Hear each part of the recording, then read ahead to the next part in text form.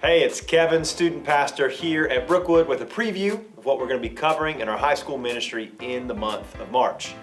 Parents, it is so vital that you are engaged with your student in conversations about their faith. You are the single greatest influence in your student's life. So, I want to try to equip you with some of the conversation pieces for you to be able to follow up coming out of each week of our new series. You might even consider just reading the passage that goes with each week together as a family and then walking through the questions. The series is Ruth, where we'll be studying, you guessed it, the book of Ruth.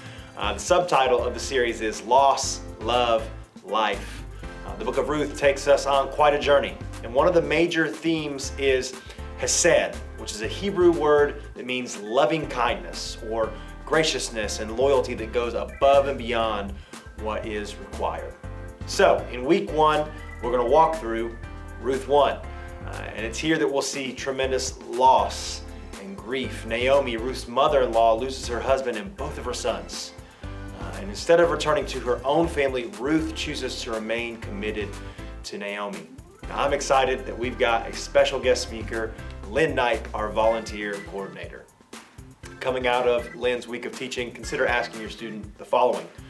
1, what are some healthy ways to process through tragedy and grief? 2, who is someone who has supported you in a tough time, and how did they help? And then 3, how can you go above and beyond in loving your friends and family well? Week 2 of our series will cover chapters 2 and 3 of the book of Ruth.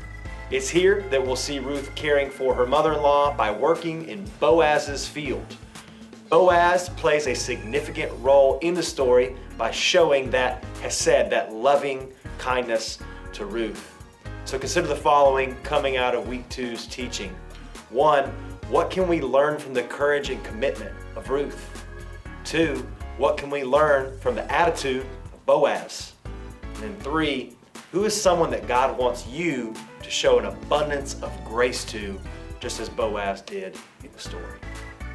The final week of the series will cover Ruth chapter 4, where we will see Boaz step into his role as the kinsman redeemer. It's an ancient practice that prioritized the care of extended family. It's a beautiful end to a tragic but ultimately beautiful story.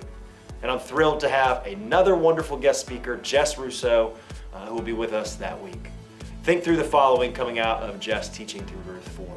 1, how can we operate with integrity as Boaz does in his process of becoming the kinsman redeemer? 2, how was God working throughout the story of Ruth? And then 3, how do you see God working in your life, even through the ups and downs? Now, our final Sunday in March, the 26th, will be a prayer night. What are we going to do? We're going to pray. That will be the entire focus of our service.